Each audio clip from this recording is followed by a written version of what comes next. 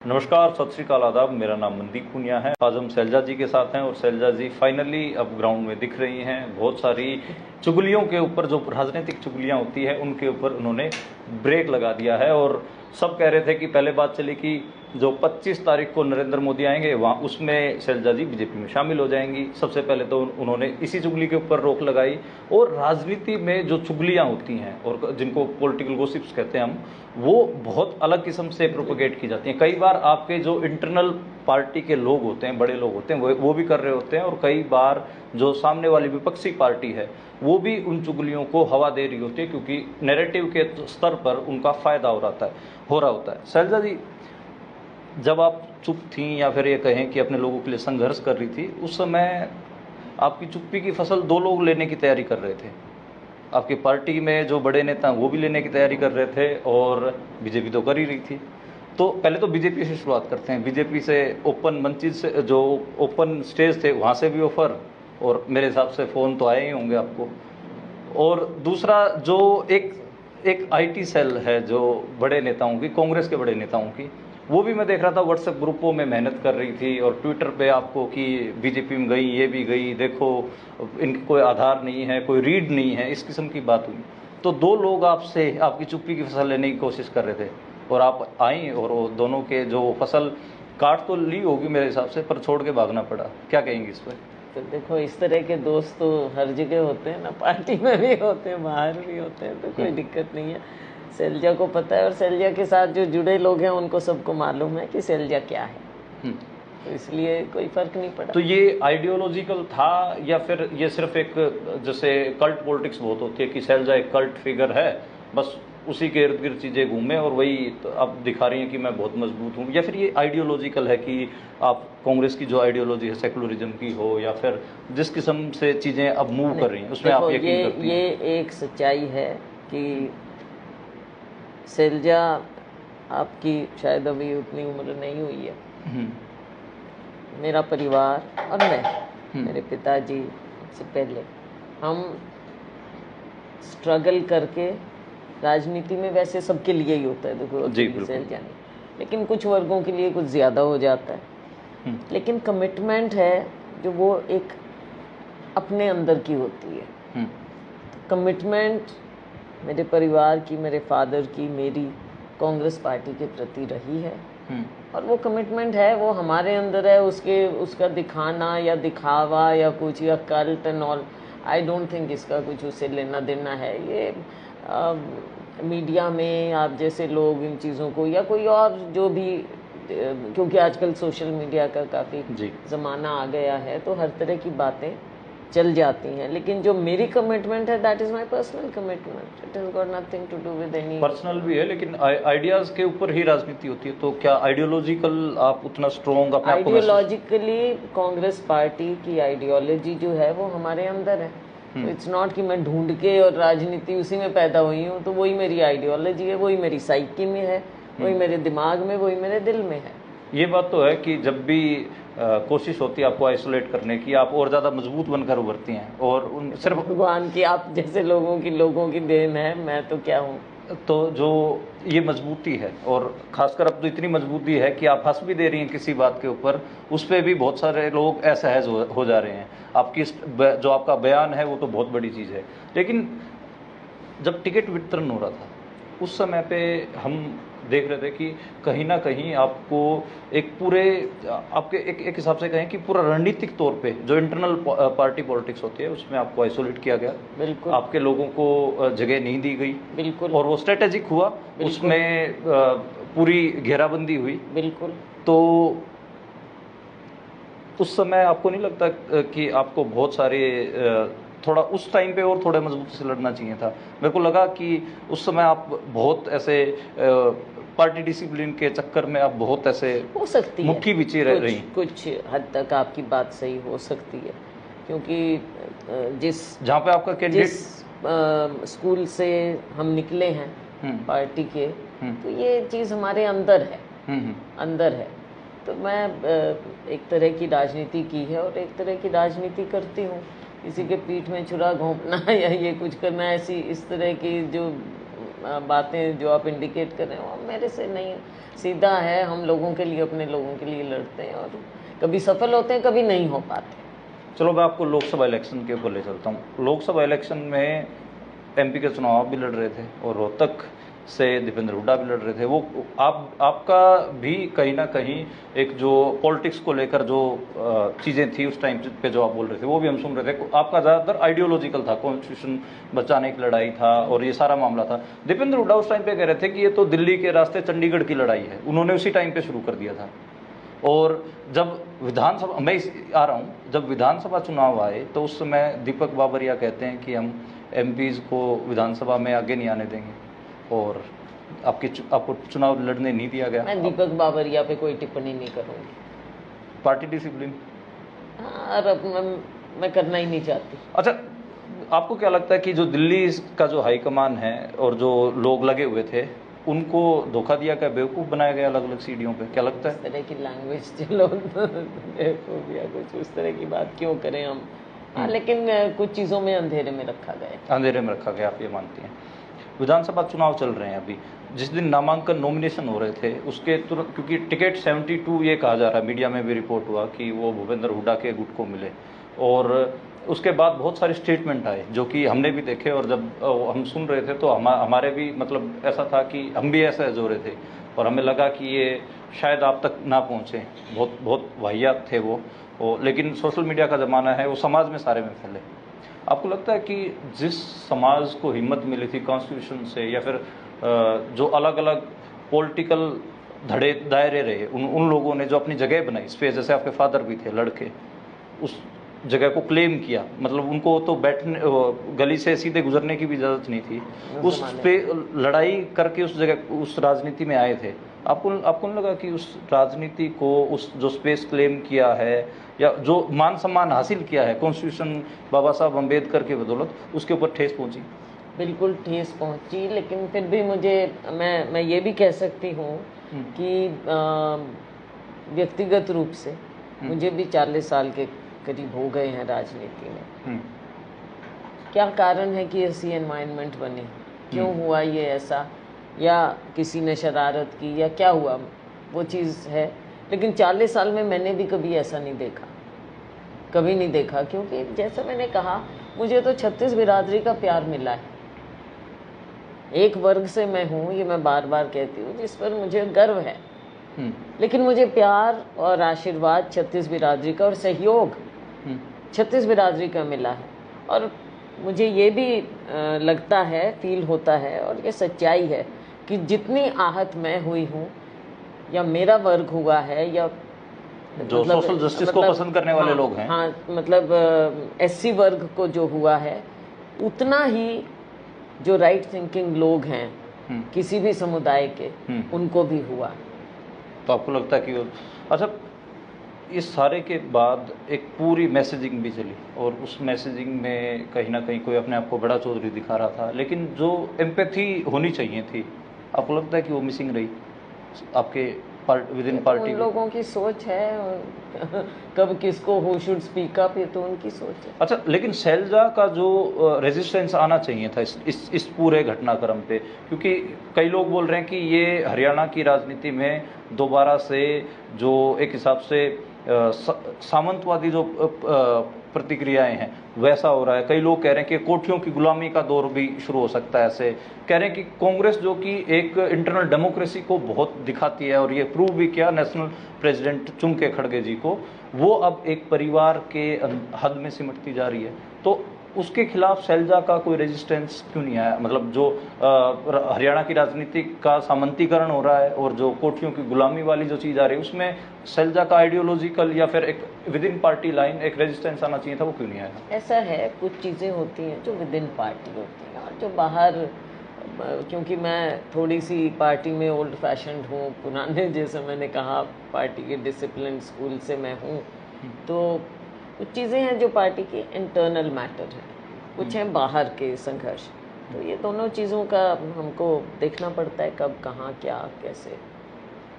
तो लेकिन अंदर वो रेजिस्टेंस है अभी भी उस चीज़ के लिए? आपके मन में है कि मैं, अगर मेरे को हरियाणा की बागडोर मिलती है तो जो ये ट्रेडिशनल वैल्यूज अब उभर के आ रही हैं, जो कि समाज के लिए, खासकर डेमोक्रेटिक समाज के लिए थोड़ा खतरनाक हैं, उनके ऊपर काबू पाएंगे? देखो, मेरा दिमाग और दिल तो हमेशा खुला रहा है। कभी मैंने छोटे सांप्रदायिक सोच नहीं रखी। ये जरूर, जैसा मैंने सांप्रदायिक, I don't mean just religious संप्रदाय, तो हर तरह के होते हैं ना, कम्युनिटी, कम्युनल, बिल्कुल बिल्कुल मैं समझ रहा हूँ। It doesn't mean just religious. जी जी। तो हर तरह के समुदाय हैं समाज में, तो ये सब है। लेकिन मेरी सोच कभी ऐसी रही नहीं, ना मुझे सिखाया गया, ना हमारे घर में ऐसा माहौल रहा। हमारा तो 36 बिरादरी का माहौल रहा, और जो गरीब वर्ग है उसके प्रति, क्योंकि वहाँ से हम आते हैं, तो उनके प्रति कमिटमेंट होना एक स्वाभाविक बात है कि जो हमारा वंचित वर्ग है, एससी वर्ग है, या दूसरा जो भी वंचित वर्ग है, उनके लिए पहले काम करना। और ये मैं समझती हूँ सिर्फ मैं नहीं, सभी समुदायों का पहला धर्म ये होना चाहिए कि वंचित वर्ग के प्रति हो, और रहा भी है ये। मेरे पिताजी के समय से मैंने देखा, सभी समुदायों के साथ हम खेले, बड़े हुए। हमारे ओपन हाउस होता था घर में बचपन से ही। ये सब चीज़ें हैं। और अगर शैलजा की भी संकीर्ण सोच होती तो हरियाणा की राजनीति बहुत साल पहले और किस्म की हो सकती थी। जी। अच्छा शैलजा जी, हरियाणा में बहुत किस्म के क्राइसिस हैं, बहुत फॉल्ट लाइन्स भी हैं। आप देखती होंगी कि रूरल क्राइसिस है, उसमें जो छोटी किसानी है जो कि 49% है वो सफ़र कर रही है। खेत मजदूर हैं, भूमिहीन किसान भी हैं, और बच्चों का, जैसे राहुल जी ने जिक्र किया, डोंकी रूट वाला, बेरोजगारी वाला, ये इतनी सारी फॉल्ट लाइन है। और इसमें जो हरियाणा जिस हिसाब से पिस रहा है, उसको बाहर निकालने का आपके पास कोई, आप कभी ऐसे सोचती हैं? कुछ है तो आप, अगर आपने कभी सोचा हो। जैसा मैंने कहा, अभी मैंने आपको इंडिकेट किया कि अगर हम युवा वर्ग की ओर ध्यान नहीं देंगे, देखो हमारा समाज भी सफ़र करता है, वो एक पीढ़ी तो सफ़र करती है, लेकिन समाज भी पूरा सफ़र करता है। और आगे के लिए भी जो हम, एक पीढ़ी निकल जाने का मतलब है आपका इतना लॉस हो गया है, पूरे समाज का लॉस हो गया है। और आपको जो आगे बढ़ जाना चाहिए था, उतना आप पीछे रह गए हैं। दुनिया तो आगे बढ़ ही रही है, आपका इंतज़ार तो करेगी नहीं, मेरा नहीं इंतज़ार करेगी, मेरी सोच का, आपकी सोच का इंतज़ार नहीं करेगी। लेकिन जब हम किसी पोजीशन में होते हैं, ये हमारे को हर पहलू से इस बात को समझना चाहिए कि आगे हम तभी बढ़ेंगे जब हमारी युवा पीढ़ी के बारे में हम सोचेंगे। सबसे पहले सेंटर स्टेज कोई होना चाहिए किसी भी पॉलिसी का, वो युवा वर्ग हो, और युवा वर्ग हर वर्ग का, जो वंचित वर्ग है उस वर्ग का भी, दूसरे वर्ग का भी, और उनकी सोच, उनका भविष्य, ये सेंटर स्टेज होना चाहिए हमारे लिए। चाहे किसान है, मजदूर है, गरीब से गरीब है, उनकी एस्पिरेशन देखो, क्या एस्पिरेशन है। गरीब से गरीब जो जाएगा, अब चाहेगा कि मेरा बच्चा अच्छे स्कूल में जाए। क्या हम अच्छा स्कूल दे पा रहे हैं? क्या सरकार वो काम कर पा रही है? स्कूल तो बंद हुए जाते हैं जी। और सरकारी स्कूलों में टीचर नहीं होते, सुविधाएं नहीं होती। सरकारी स्कूलों में जाते कौन है? सबसे गरीब बच्चे जाते हैं। उसकी भी एस्पिरेशन ये है कि मेरा बच्चा, जो स्कूल हमारे कहीं आसपास है, एक कमरे में भी किसी पढ़े लिखे लड़के ने स्कूल खोल दिया है, इंग्लिश मीडियम जहाँ लिख दिया है, वो चाहेंगे कि हमारे बच्चे वहाँ जाएं। जो 4 पैसे कमाने लग जाएगा, वो अपने बच्चे को बेहतर स्कूल में भेजने, सबसे पहले उसका ये काम होगा कि मेरा बच्चा बेहतर स्कूल में जाए। तो ये कुछ चीज़ें हैं। शिक्षा है, उसके बाद रोज़गार कम्स आफ्टरवर्ड्स। जब तक हम अपने बच्चों को, उनकी सोच को, उनको आगे के लिए तैयार नहीं करेंगे, मैं समझती हूँ हमारा, अब मेरे खुद पिताजी बिल्कुल वंचित वर्ग से आए थे ना, बिल्कुल गरीब, मुजारे थे, मजदूरी करते थे, दूसरे गांव, बल्कि आके हमारे तो पूर्वज नानके में आके बसे थे, क्योंकि इतनी गरीबी थी, इतना क्राइसिस था उस समय। तो आकर बसे, मुजारे रहे। सबकी इच्छा हुई कि मेरे पिताजी को पढ़ाएं, स्कूल में गए, वहाँ पे डिस्क्रिमिनेशन, अनटचेबिलिटी सब कुछ थी, लेकिन डिटर्मिनेशन थी कि या वजीफ़ा मिला, आगे पढ़े, लाहौर तक गए वजीफ़े लेके, तो एक अंदर से भी वो थी। तो ये पूरे समाज की एक कहानी है। इस कहानी को जब तक हम नहीं समझेंगे और इसको सिर्फ ऊपर से टिंकरिंग करेंगे, सुपरफिशियल लेवल पे ही इसको हम सोचेंगे, तो एक पीढ़ी तो खत्म हो गई ना। जी। अच्छा, ये इसी से अगला जोड़ के मैं सवाल कर रहा हूँ कि रिप्रेजेंटेशन का जो मामला होता है कि एक ऐसा समाज जिसको रिप्रेजेंटेशन मिला ही नहीं, जो स्टेट लीडरशिप है या फिर जो मैं कहूँगी जो चौधर की सबसे बड़ी पगड़ी है, वो आज तक हरियाणा में दलित समाज के सर पे नहीं रखी गई, औरतों के ऊपर, औरतों के सर पे भी नहीं रखी गई। आप क्या कारण देखते हैं कि जो ये हरियाणा का सफ़र है 1966 के बाद का, इस सोसाइटी की या इसकी पॉलिटिक्स की क्या ऐसी कंट्राडिक्शंस या क्या फॉल्ट लाइंस हैं कि आज तक एक दलित और एक महिला सीएम नहीं बन पाई है? अब टाइम की भी बात होती है, लेकिन वहाँ तक पहुँचने में भी कितने लोग पहुँच पाते हैं, जब वहाँ तक कुछ ही चंद ही लोग। देखिए, एक चौधरी चांदराम जी रहे, ठीक है, आपके पिताजी थे, अब आप हैं, इससे पहले भी बहुत सारे नाम रहे होंगे। चौधरी चांदराम के साथ भी हुआ, मेरे पिताजी के साथ भी हुआ, और लेकिन हम आगे बढ़े हैं, अब यहाँ तक पहुँचे। तो ये देखो, ये तो एक संघर्ष तो क्या है जो हमको करना है। तो क्या शैलजा में इतनी ताकत है कि जो अब शैलजा के बाद ये मतलब चौधरी चांदराम जी वाली कैटेगरी में ना हो, बल्कि वो जो चौधर की पगड़ी वो अपने पास ले पाएँ? क्योंकि कई चीज़ ऐसी होती हैं, आप ये भी समझिए कि मैं जैसे फेमिनिस्ट आंदोलनों के मैं नारे सुनता हूँ, तो वो कहते हैं कि आपको कोई भी चीज़ है वो थाली में परोस के नहीं मिलेगी। हाँ, अगर आपको चाहिए तो छीननी पड़ेगी। देखो कई चीज़ होती हैं, there is some aggression and there is some way of doing it also. Aggression तो है जो शुरू से चलता रहा, जो वोट के लिए भी मांगते थे, इतिहास है, महिलाएं चाहे इंग्लैंड हो या दूसरे देश हो, एक अग्रेशन हुआ, उन्होंने वोट मांगा, तो उनको वोट का अधिकार मिला, हमें अधिकार मिला अपने देश में, हमें तो संविधान से, डॉक्टर अम्बेडकर से एक अधिकार मिला है। लेकिन कुछ संघर्ष हैं, जो संघर्ष अभी भी जारी हैं, तो वो संघर्ष हम कर रहे हैं। संघर्ष इसीलिए होता है कि समानता आए, और किसी की कोई किसी की पर्सनल एम्बिशन हो सकती है, किसी की आइडियोलॉजिकल एम्बिशन हो सकती है, किसी की सामाजिक एम्बिशन हो सकती है, हर तरह की एम्बिशन होती है। लेकिन अब हमारी पार्टी है, तो हमारी पार्टी में हमको अपने पार्टी के दायरे में हम ये कर रहे हैं।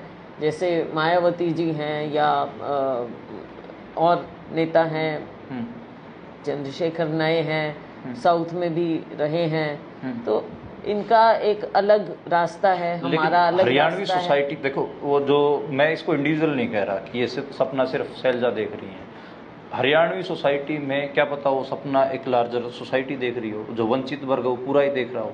हाँ बिल्कुल, वो तो है बात। ड्रीम मैं आपको बताऊं, मैं कई बार देखता हूँ कि आप बहुत ऐसे, आप बिल्कुल ठीक कह रहे हैं, मैं आपसे सहमत हूँ, क्योंकि 50% औरतों की आबादी है, 25% दलितों की आबादी है, तो एक बड़ा वर्ग। बिल्कुल बिल्कुल बिल्कुल बड़ा वर्ग। और मैं आपको बता सकती हूँ कि आपके समुदाय के लोग भी मुझे खुद आकर कहते हैं, नहीं जी आप जैसा बनना चाहिए, आप जैसा बने। और कुछ क्षेत्र, विशेष क्षेत्र के भी मैं कह सकती हूँ, रोहतक सोनीपत के भी आके मेरे को कहते हैं जी नहीं आप जैसा बनना चाहिए। मैंने कहा अच्छा भाई तुम कह रहे हो? कह रहे हाँ जी, बिलीव इन यू। आके आप जैसे लोग आके मुझे कहते हैं, तो ये देखो होता है। वो मेरा ट्रेन ऑफ थॉट थोड़ा अपने सवाल से वो कर दिया, लेकिन ये चीज़ें हैं जो पहले भी उठी हैं, 2005 में भी थी, लेकिन तब सोच थी कि सबको साथ लेकर चलें हम, तो मैंने पूरा सपोर्ट भी किया। पर चीज़ें फिक्स करने के नाम पे, भाईचारे के नाम पे, मैं आखिरी सवाल कर रहा हूँ, मैं कंक्लूड कर रहा हूँ, मेरे को लग रहा है डिस्कशन एंडलेस हो सकता है, एंडलेस हो सकता है, मुझे पता है, और आपको आगे भी काम है। लेकिन हर बार जैसे जब पंचायतों में भी मैं देखता हूँ, या फिर कोई भी पार्टी की उसमें भी देखता हूँ, हर बार भाईचारे के नाम पे कि सौहार्द मत बिगाड़ो, भाईचारा मत बिगाड़ो, ऑर्गेनाइजेशन को मत तोड़ो, ऑर्गेनाइजेशन को मत बिखेरो, आप इकट्ठा रहो, ये रहो। वो जब सारा मामला आता है तो उसमें औरत को भी पीछे हटने के लिए बोला जाता है कि चाहे वो मैं सोशल और पॉलिटिकल दोनों मिक्स कर रहा हूँ, हाँ, और उसमें दलितों को भी कहा जाता है। तो ये तो पहले से डॉक्टर अम्बेडकर, आपको याद होगा, पूना पैक्ट भी हुआ, सब कुछ हुआ। आपको नहीं लगता कि कदम पीछे कई बार रख लिए गए, अब की बार कदम आगे रखे जाने चाहिए? बिल्कुल क्यों नहीं रखे जाने चाहिए, लेकिन जैसा मैंने कहा वक्त भी आ गया है, राहुल जी की थिंकिंग भी है, सब कुछ है, तो लेकिन हमें देखना है कि कब कैसे होगा, और पार्टी के दायरे में हम देखते हैं। बस ख़त्म कर रहा हूँ, इसी में एक सप्लीमेंट्री है छोटा सा, कि लोग ये भी कहते हैं, मतलब दो बड़े टोल फिगर हैं हरियाणा की पॉलिटिक्स में अभी के लिए, जो ज़्यादा भूपेंद्र हुड्डा और कुमारी सैलजा, दोनों लोग कहते हैं कि दोनों का बड़ा दिल नहीं है। मतलब ये मैं बिल्कुल धारा के विपरीत, दोनों एक दूसरे के साथ एक मंच पे सहज नहीं दिखते, दोनों बहुत ज़्यादा बातचीत नहीं करते, दोनों कम, और जो एक होता है कि ठीक है कि आप इंटरनल कुछ भी चल रहा हो, लेकिन दीपेंद्र हुड्डा के लिए वोट मांगने के लिए लोकसभा में कुमारी सैलजा नहीं जाएंगी, कुमारी सैलजा के लिए सिरसा में भूपेंद्र हुड्डा नहीं आएंगे। ये इतनी असहजता, इतना छोटा दिल क्यों? ऐसी कोई बात नहीं है, लेकिन सबको अलग अलग जगह काम करना है, अपने कर लेते हैं ये। और दोनों की आदत भी कि हमारे जैसे पत्रकार कोई सवाल उठा भी दें तो उसको एक लाइन में ख़त्म कर देते हैं। खैर, तो हरियाणा की पॉलिटिक्स में कांग्रेस एक, इस हिसाब से हम देखें तो एक अलग से दरिया से निकल कर आई है, और उसमें जो लग रहा था कि एक जो, अगर हम 50-50 भी माने तो जो उनका 50% जो उनका हिस्सा था, जिसको लेकर बड़ी बात हो रही थी और बीजेपी भी वो कर रही थी, तो वो सारी पॉलिटिकल चुगलियों को भी एक परे किया।